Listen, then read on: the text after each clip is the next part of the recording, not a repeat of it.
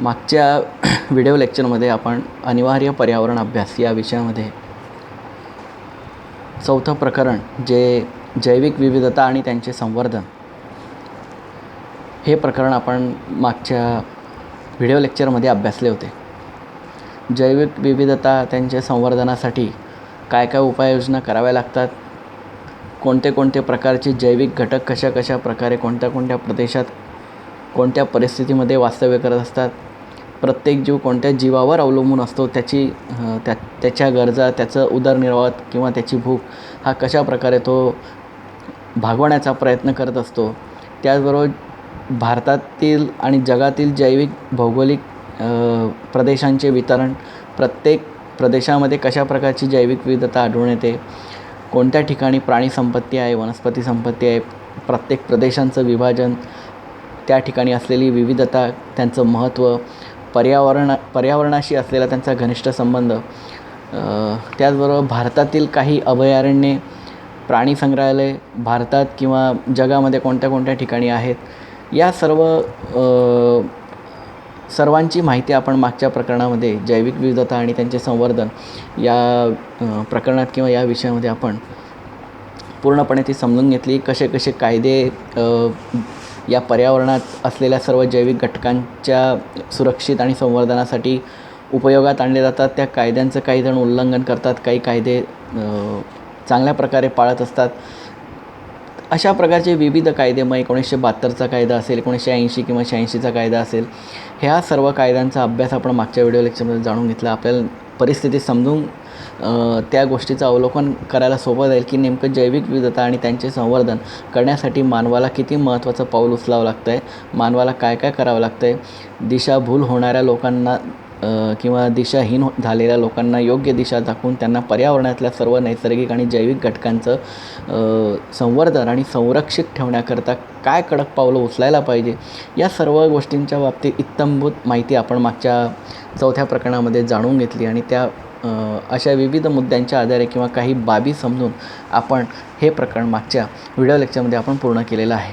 मित्रांनो, आज आपण या विषयामधलं 5वं प्रकरण जे सुरू करणार आहोत ते अतिशय महत्त्वाचं आहे आणि जागतिक स्तरावर या प्रकरणाचं महत्त्व किंवा या प्रकरणाची जी काही समस्या दिवसेंदिवस वाढत चाललेली आहे, ही किती जीवघेणी आहे आणि किती हानिकारक आहे, किती विषारी आहे, हे आपल्याला या प्रकरणातून आपल्याला लक्षात येईल, ते जाणवेल.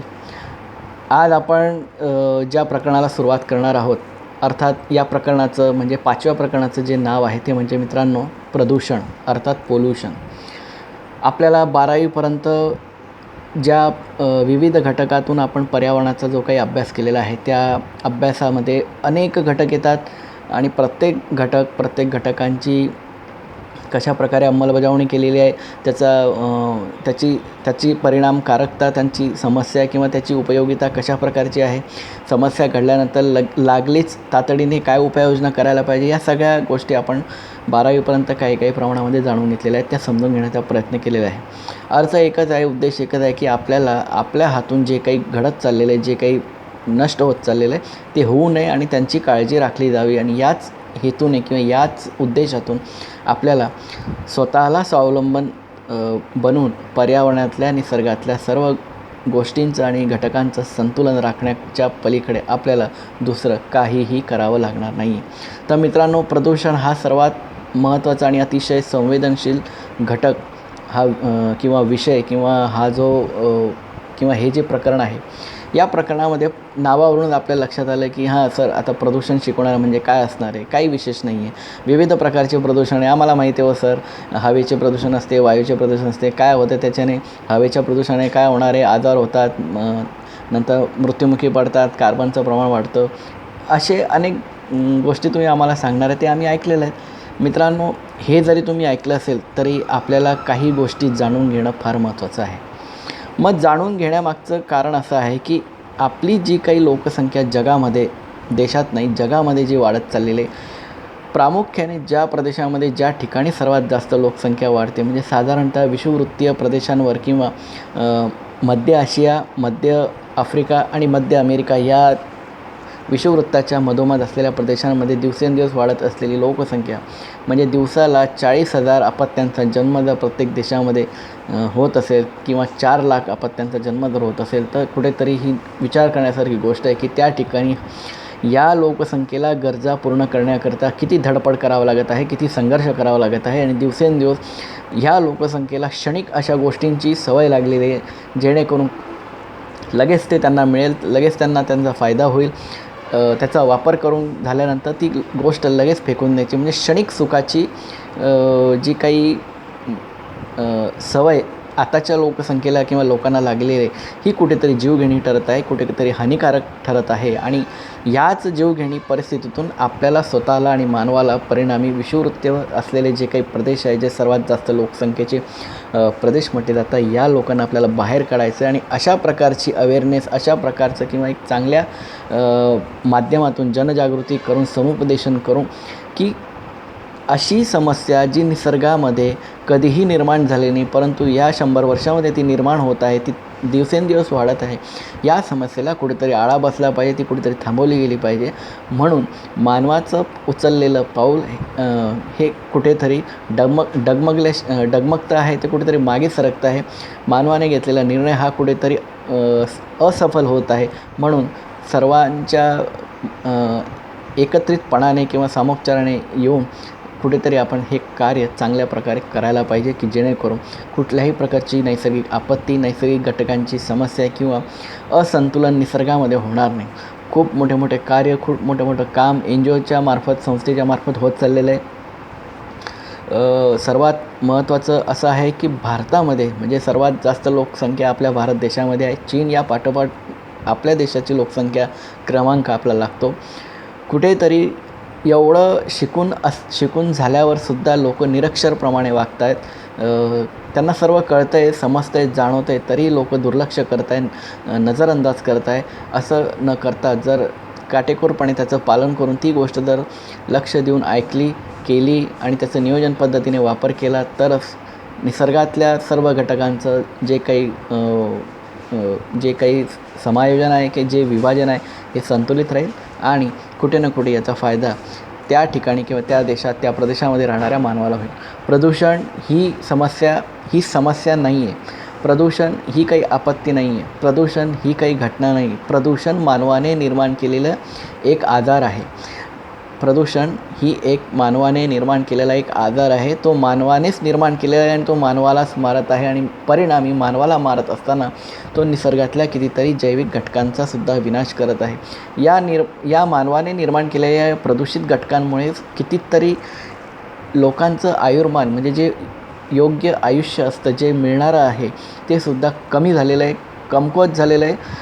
100-150 वर्षापूर्वी आपले लोक, आपले आजोबा, आपले पणजोबा 100 वर्षाच्या वरती जगत होते. आज आपण 60 आणि 70च्याच वयामध्ये आपण दम तोडतो आहेत, कारण आपली प्रतिकारशक्ती याच संपूर्ण पर्यावरणातल्या विषारी घटकांमुळे कमकुवत झाली आहे. आपण जे काही जेवण करतो आहे, जे काही खाद्यान्न खातो आहे, विविध प्रकारची हायब्रिड किंवा संकरित बियाण्यांचं किंवा तो पालेभाज्या आपल्या शरीरात गेल्यामुळे कितीतरी रासायनिक घटक द्रव्य आपल्या शरीरात जातात आणि परिणामी आपली शरीरातली जी काही इम्युनिटी आहे, जी काही सहनशीलता आहे ही कमी होण्याचा दिवसेंदिवस होत चाललेली आहे. मग ही इम्युनिटी मानवाची कमी केलेली आहे. मानवानेच मानवाला मारायला सुरुवात केलेली आहे. तरीसुद्धा आता आपण जागं व्हायला पाहिजे. आपल्याला काहीतरी चांगल्या गोष्टी करायला पाहिजे की जेणेकरून आपण आपलं स्वतःचं आयुष्य किंवा आयुर्मान हे अजून 10 वर्ष कसं वाढेल, चांगल्या प्रकारे आपल्याला कसं जगता येईल, सकस आहार नेमका काय असतो, पोषण आहार काय असतो, कुपोषण किंवा कुपोषित बालके किंवा कुपोषित लोक कशा प्रकारे होत आहे, सकस आहार मिळत नसल्यामुळे ह्या सर्व गोष्टी होत आहे. मित्रांनो, आज 7 जून ही तारीख आहे आणि जागतिक अन्न सुरक्षा दिन किंवा राष्ट्रीय अन्न सुरक्षा दिन हा आजचा दिवस आणि तो या कारणासाठी पाळला जातो की प्रत्येक व्यक्तीला एक वेळचं जेवण तरी त्याच्या सकस आहारासकट त्याला मिळाला पाहिजे, तेव्हाच त्याची ती इम्युनिटी पॉवर वाढेल. त्याला सकस आणि पोषक आहार जर त्याच्या अन्नामध्ये जर त्याला मिळाला तर याचा फायदा त्याच्या शारीरिक क्षमतेला होऊ शकतो, त्या शरीराला होऊ शकतो आणि परिणामी त्याच्या संपूर्ण जीवनाला होऊ शकतो आणि आयुर्मान त्याचं वाढू शकतं. आज या जागतिक राष्ट्रीय किंवा अन्न सुरक्षा दिनाच्या तुम्हाला सर्वांना शुभेच्छा आहे. मित्रांनो, याच्यातून आपल्याला बऱ्याचशा गोष्टी बोध घेण्यासारख्या आहे की किती प्रदूषित घटकांमुळे, मग प्रदूषण हे संपूर्ण पृथ्वीवर प्रत्येक थरामध्ये पाहायला मिळतं. ते नुसतंच गाड्यांच्या धुरातून किंवा वेगवेगळ्या ठिकाणून किंवा पाण्यातून आपल्याला दिसत जरी असलं तरी ते सगळ्या ठिकाणी आहे, प्रत्येक प्रदेशात आहे. कुठे ना कुठे त्याचं प्रदूषणाची पातळी इतकी भयानक वाढलेली आहे की त्याचा परिणाम येणाऱ्या कित्येक पिढ्यांना भोगावा लागणार आहे, सोसावं लागणार आहे. प्रदूषण हे पृथ्वीच्या भूगर्भात सुद्धा तितक्याच प्रमाणात आहे जितकं पृथ्वीच्या पृष्ठभागावर आहे, पृथ्वीच्या पर्यावरणात आहे, वातावरणात आहे, वरच्या थरात आहे, समुद्रात आहे, नदीमध्ये आहे, पाणीमध्ये आहे, मातीमध्ये आहे, आकाशामध्ये आहे, या झाडाझुडपांमध्ये आहे, जमिनीवर आहे, जमिनीच्या खाली आहे, विहिरीत आहे. असा एकही नैसर्गिक घटक नाही की ज्या घटकामध्ये प्रदूषित घटक मिसळलेले आपल्याला दिसणार नाही. प्रत्येक घटकामध्ये प्रदूषित घटक हे आहेत. प्रत्येक चराचरामध्ये, प्रत्येक वातावरणाच्या थरामध्ये प्रदूषणाचा एक कितीतरी मोठ्या प्रमाणामध्ये अंश हा पसरलेला आपल्याला दिसून येईल. काही अंश किंवा काही घटक आपल्याला दिसतात, काही दिसत नाही, परंतु ते अप्रत्यक्षपणे संपूर्ण जीवावरणातल्या घटकांवर हानिकारक किंवा परिणामकारक त्यांच्यावर खूप मोठ्या प्रमाणामध्ये त्यांना धोका किंवा त्यांना इजा पोहोचवण्याचं कार्य या प्रदूषित घटकांमुळे होत असतं. तर अशा प्रकारे प्रदूषण आणि अर्थात पोल्युशन हा संवेदनशील घटक आपल्याला जाणून घ्यायचा आहे. मित्रांनो, पृथ्वीवर मानवाच्या जन्माबरोबरच त्याच्या गरजांचा जन्म झालेला दिसून येतो. म्हणजे ज्या कालखंडापासून मानवाची उत्पत्ती झालेली दिसून येते तेव्हापासूनच मानवाला स्वतःचं आहार, स्वतःचं पोषण, स्वतःचे वस्त्र, निवारा, अनेक गोष्टींचं ज्ञान किंवा त्याची जाणीव, त्याच्या गरजा त्याला त्याच्या बुद्धी कौशल्याच्या जोरावर हळूहळू माहीत होऊ लागला, त्याला जाणवलेलं.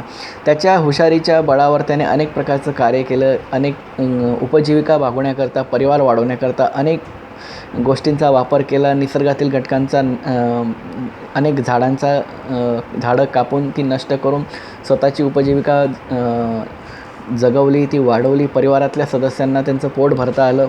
अनेक नैसर्गिक घटक नष्ट करण्यात आले. अनेक प्राण्यांची शिकार करून ते प्राणीसुद्धा तो खाऊ लागला. म्हणजे अशा प्रकारे माणूस मांसाहारीसुद्धा झालेला आहे, शाकाहारी आहे, मांसाहारी आहे. अनेक नैसर्गिक घटकांचा विनाश करून त्यांचं खच्चीकरण करून, त्यांच्यावर अतिक्रमण करून त्याने स्वतःचा विकास केला, शेतीचा विकास केला, त्याच्या गावाचा विकास केला. परिणामी त्याने स्वतःचा विकास केला आणि या सर्व गोष्टींमुळे त्याला स्वतःला राहण्यासाठी, त्याची लाईफस्टाईल किंवा त्याची जीवनशैली सुधारण्यासाठी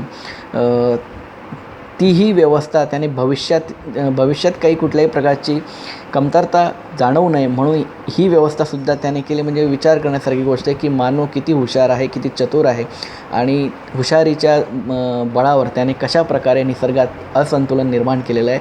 परिणामी दिवसेंदिवस वाढणारी लोकसंख्या आणि प्रत्येक वाढणाऱ्या लोकसंख्येला हवे असलेले घटक आणि त्यांच्या गरजा या निसर्गातून प्राप्त होत असतात. परिणामी त्यांचं मोठ्या प्रमाणात अतिक्रमण आणि खच्चीकरण केल्यानंतर ती विनाश पावलेली दिसून येतात, कुठेतरी नष्ट झालेली दिसून येतात. अशा प्रकारे पृथ्वीच्या उत्पत्तीपासून, म्हणजे जेव्हापासून मानव या पृथ्वीवर अस्तित्वात आला तेव्हापासून तर आजपर्यंत या निसर्गातल्या सर्व घटकांचं खच्चीकरण होत आहे. निसर्गातल्या नैसर्गिक घटकांचं असंतुलन आणि विनाशाकडे आपल्याला जाताना दिसत आहे. आजचे हे युग 21व्या शतकातले म्हणजे वैज्ञानिक युग आपण म्हणतो, परंतु वैज्ञानिक युगामध्ये मानवाने केलेली प्रगती ही कुठेतरी डगमळीत किंवा कुठेतरी अविचाराच्या आधारावर अवलंबून असलेली आपल्याला दिसून येईल. मानव खूप मोठ्या प्रमाणात काम करतो आहे, कार्य करतो आहे, अभ्यास करतो आहे, वेगवेगळ्या क्षेत्रामध्ये चांगल्या प्रकारचं संशोधन करतो आहे. परंतु अशा प्रकारे संशोधन करत असताना मानवाने कुठेतरी विचार करायला हवा की या पर्यावरणातले जे काही नैसर्गिक घटक आहे ते नैसर्गिक घटक कशा प्रकारे संवर्धित किंवा सुरक्षित राहिले जातील, त्यांचा कशा प्रकारचा सांभाळ केला जाईल, त्यांची जाणीवपूर्वक काळजी कशा प्रकारे घेण्यात येईल, या सर्व गोष्टींचा विचार मानव कुठेतरी करण्यामध्ये कमी पडलेला दिसून येतो. 21व्या शतकामध्ये मानवाला विचार करण्याची गरज हीच आहे की मानवाने पर्यावरणाचाही तितक्याच मोठ्या प्रमाणात विचार करायला हवा की जेणेकरून वैज्ञानिक युगामध्ये या विज्ञानाचा आविष्कार, अनेक प्रकारचे शोध, संशोधन, खूप मोठ्या प्रमाणामध्ये या मानवाने केले. मंगळावर किंवा गुरु किंवा चंद्रग्रहावर अनेक प्रकारच्या ग्रहांवर त्याने मजल मारलेले. ठिकठिकाणी त्याचं संशोधन अविरत आणि खूप चांगल्या प्रकारे चालू आहे, अविश्वसनीय चालू आहे. परंतु हे सर्व बाजूला करून त्याने पृथ्वीवर असलेल्या नैसर्गिक घटकांकडे जर लक्ष दिलं तर निश्चितपणे याचा फायदा मानवाला होईल. सर्वप्रथम वैज्ञानिक किंवा जे काही संशोधक आहे की जी काही टीम असते, जो काही समाज असतो या बाबतीमध्ये अभ्यास करणं, त्याने सर्वप्रथम पर्यावरणाला प्राधान्य दिलं गेलं पाहिजे. त्यांच्या अनुक्रमणिकेमध्ये पहिलं स्थान हे पर्यावरणाला दिलं गेलं पाहिजे. दुसरं स्थान पर्यावरणातल्या नैसर्गिक घटकांना दिलं गेलं पाहिजे. तिसरं निसर्गात असलेल्या नैसर्गिक घटकांचा विनाश होणार नाही, परंतु नैसर्गिक घटक कशा प्रकारे वाढतील याचा विचार केला पाहिजे. चौथं, निसर्गातल्या नैसर्गिक स्रोतांचं जपणूक, संवर्धन आणि त्यांची सुरक्षितता ही मानवाच्या हातूनच झाली पाहिजे. आणि मग हे सर्व केल्यानंतर मानवाने सुद्धा मानवाकडे लक्ष दिलं गेलं पाहिजे. मानवाच्या हातून मानवनिर्मित कुठलंही असं विनाश होणार नाही किंवा चुकीचं कुठलं तरी कार्य किंवा घटना घडणार नाही याचाही विचार केल्यानंतरच पुढचा जो क्रम आहे तो मानवाने ठरवायला पाहिजे. पहिले 4 ते 5 क्रम मानवाने पर्यावरणातल्या निसर्गातल्या समतोल राखण्यासाठी, संतुलित ठेवण्यासाठीचाच विचार केला तरच मानव जगू शकतो. तर अशा प्रकारे 21व्या शतकात वैज्ञानिक युगामध्ये विज्ञानाने किंवा विज्ञानामुळे झालेली जी काही प्रगती आहे, जो काही विकास आहे, हा जरी होत असला तरी पर्यावरणातल्या नैसर्गिक घटकांकडे त्याचं संपूर्णपणे दुर्लक्ष आहे. आणि मग सर्व अंगावर आणि गळ्यापर्यंत आल्यानंतर मग कुठेतरी संघटना आणि मग कुठेतरी संस्था विचार करते आणि मग सभा घेते, मिटिंग घेते, मग कुठेतरी मुद्दे चर्चेले जातात, काहीतरी ठराव पास केला जातो. याला कुठल्याही गोष्टीचा अर्थ नाही. सर्वात महत्त्वाचं कार्य करणारे या देशामधल्या ज्या काही NGOs आहेत, ज्या काही सामाजिक संस्था आणि संघटना आहेत, या खूप मोठ्या प्रमाणामध्ये चांगलं कार्य करत आहेत. जागतिक पर्यावरण दिनाच्या दिवशी अनेक प्रकारचं झाडांचं वृक्षारोपण केलं जातं, ती जगवले जात आहे. 500-500, 1000 कितीतरी संख्येने झाडं जगवले जातात. खूप मोठं आणि चांगलं कार्य या NGOs किंवा सामाजिक आणि काही संशोधन संस्था हे करत असतात.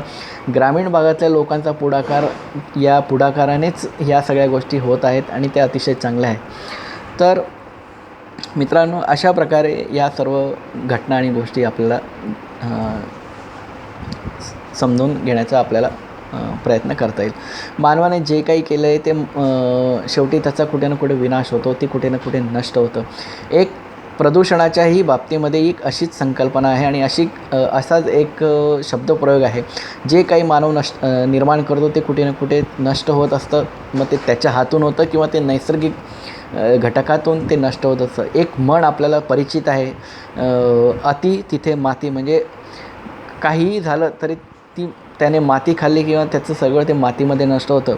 आणि म्हणूनच प्रदूषणसुद्धा मानवाने निर्माण केलेलं एक सर्वात मोठा आजार आणि याच्यात मानवच मृत्युमुखी पडत आहे. म्हणून अति तिथे माती म्हणजे मानवाने खाल्लेली जी काही माती आहे ही मानवाच्याच पदरी पडत आहे. यावरून आपल्याला लक्षात येईल की कशा प्रकारे मानवाचा विवेक बुद्धी कुठेतरी कमी होत चाललेली आणि परिणामी तो डल होत चाललेला आहे. यावरून आपल्याला प्रदूषणाच्या बाबतीत निसर्गातील सर्व घटकांच्या बाबतीत आपल्याला माहिती होईल.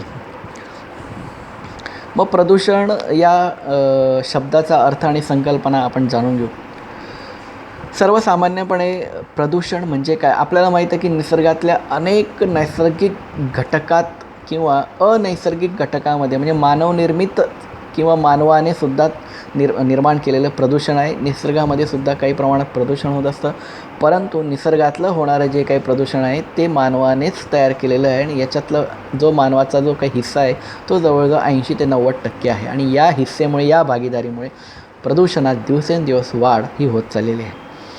सर्वसाधारणपणे मित्रांनो, प्रदूषणाची जर संकल्पना किंवा व्याख्या एक सोप्या भाषेत किंवा शास्त्रीय दृष्टिकोनातून जर जाणून घेतली तर ती अशी आहे: कोणत्याही वस्तूचे किंवा पदार्थांचे दूषितीकरण म्हणजे दूषित होणे म्हणजेच त्याचे प्रदूषण होय. मग ते हवेचे असो, पाण्याचे असो, मातीचे असो, नदीचे असो, महासागराचे असो, जमिनीचे असो, विहिरीचे असो किंवा आकाशातील किंवा वातावरणातली वायूंचे असो. कोणत्याही वस्तूचे किंवा पदार्थाचे दूषितीकरण किंवा दूषित होणे म्हणजेच प्रदूषण होय, अशी ही सर्वसामान्य भाषा आहे. काही प्रदूषणाच्या बाबतीत काही व्याख्या शास्त्रज्ञांनी किंवा संशोधकांनी केलेल्या आहे.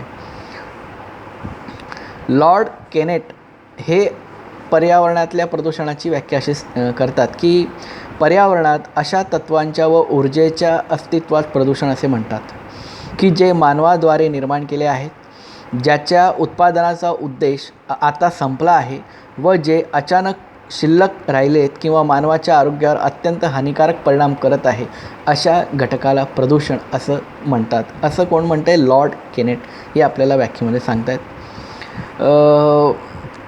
पी.डी. शर्मा हे सुद्धा प्रदूषणाची व्याख्या आपल्याला सांगतात. ते प्रदूषण म्हणजे हवा, पाणी, मृदा इत्यादींच्या भौतिक, रासायनिक किंवा जैविक गुणधर्मातील अत्यंत हानिकारक बदल जो सामान्यतः अनुभवला जातो आणि सजीवाच्या जीवनावर हानिकारक परिणाम करून सजीवांचे जीवन त्रासदायक बनवितो, याला प्रदूषण असे म्हणतात, असं पी.डी. शर्मा आपल्याला सांगतात. इनसायक्लोपीडिया ब्रिटानिका यांच्यानुसार जी काही व्याख्या केलेली आहे ती अतिशय सोपी आहे. मानवी जीवनाच्या दृष्टिकोनातून कोणत्याही जैविक किंवा नैसर्गिक घटकांमध्ये होणारा हानिकारक बदल म्हणजे प्रदूषण होय.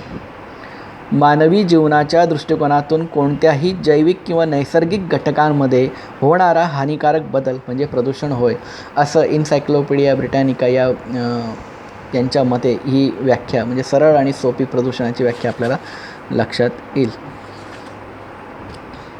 अनेक प्रकारचे संशोधक आहेत, त्यांनी अनेक खूप व्याख्या केल्या आहेत, पण आपल्याला एवढ्या काही व्याख्या आपल्याला बघायच्या नाही. तर सर्वसाधारणपणे पर्यावरणामध्ये निर्माण होणाऱ्या किंवा केल्या जाणाऱ्या अपायकारक पदार्थांना दूषितके म्हणजे दूषित घटक जे असतात, जे विषारी असतात, हानिकारक असतात, त्यांना प्रदूषण किंवा प्रदूषके असे म्हणतात. दूषितकांमुळे किंवा प्रदूषित घटकांमुळे पर्यावरण दूषित होण्याच्या क्रियेलाच प्रदूषण असे म्हणतात. ही अजून काही व्याख्या आहे. प्रदूषण म्हणजेच काय की असा कोणताही पदार्थ आहे की जो अयोग्य ठिकाणी, अयोग्य वेळी व अयोग्य प्रमाणामध्ये आढळतो. प्रदूषण असा पदार्थ आहे की जो अयोग्य ठिकाणी, अयोग्य वेळी, अयोग्य प्रमाणामध्ये आढळतो आणि सर्व विषारी आणि हानिकारक तो पूर्णपणे करून जातो, याला प्रदूषण असे म्हणतात. तर प्रदूषणाच्या अनेक प्रकारांमध्ये वर्गीकरण केले जाते, त्याचं महत्त्वसुद्धा आहे. अनेक प्रकारामध्ये प्रदूषण आपल्याला समजत असते, प्रदूषण निर्माण होत असते. प्रदूषणाचा निर्माण झालेल्या प्रदूषित घटकांमुळे मानवाच्या जीवनावर व परिणामी संपूर्ण जैविक व्यवस्थेवर व परिसंस्थेवर म्हणजे जैविक अर्थात पशु, पक्षी, प्राणी आणि विविध प्रकारचे जलचर प्राणी, उडणारे प्राणी, सरपटणारे प्राणी यांच्यावर सुद्धा तितक्याच मोठ्या प्रमाणात परिणाम होतो जेवढा परिणाम मानवावर होतो. या परिणामांमुळे खूप मोठं नुकसान जैविक विविधतेला सोसावं लागतं आहे. अनेक प्रकारची विविधता कमकुवत आणि नष्ट होत चाललेली आहे. सरळ त्याचा परिणाम होतो. प्रदूषण ज्या माध्यमातून घडते किंवा ज्या स्रोतातून प्रदूषण निर्माण होत असते, याचे मुख्य 3 प्रकार हे आपल्याला सर्वसामान्यांना माहीत आहे. असे स्रोत आहे, असे मार्ग आहे किंवा असे प्रदूषणाचे 3 प्रमुख कारणं की ज्याच्यातून प्रदूषणाचं प्रमाण किंवा पातळी असंख्य प्रमाणामध्ये वाढत आहे. पहिलं आहे हवा अर्थात हवेचं प्रदूषण, ज्याला आपण एअर पोल्युशन असं म्हणतो. दुसरं आहे जल प्रदूषण, पाण्याचं प्रदूषण, ज्याला आपण वॉटर पोल्युशन असं म्हणतो. तिसरं आहे भूप्रदूषण किंवा जमिनीचे प्रदूषण किंवा विविध घटकांचे जमिनीवर असलेले त्यांचे प्रदूषण अर्थात लँड किंवा सॉईल पोल्युशन. हे 3 मुख्य प्रकार आपल्याला या ठिकाणी लक्षात येईल. चौथा जो मानवनिर्मित प्रकार आहे तो म्हणजे ध्वनी प्रदूषण, साऊंड किंवा नॉईज पोल्युशन. हा सुद्धा महत्त्वाचा प्रकार आहे. परंतु प्रामुख्याने आपल्याला हे 3 प्रकार या ठिकाणी किंवा 3 मार्ग किंवा 3 कारणं जे प्रदूषणाच्या पातळीमध्ये दिवसेंदिवस वाढत चाललेले आहे आणि अनेक प्रकारच्या ऑक्सिजनची पातळी आहे, नायट्रोजनची पातळी आहे, शुद्ध हवेची पातळी किंवा शुद्ध हवेचं जे प्रमाण आहे हे कमी कमी होत चाललेलं आहे केवळ याच 3 मार्गातील कारणांमुळे किंवा या प्रदूषणाच्या परिणामांमुळे. तर अशा प्रकारे या 3 प्रकारातून किंवा 3 मार्गातून आपल्याला प्रदूषणाचे मार्ग आपल्याला समजतील. सामान्यतः प्रदूषणाचे 2 प्रकार पडतात मित्रांनो.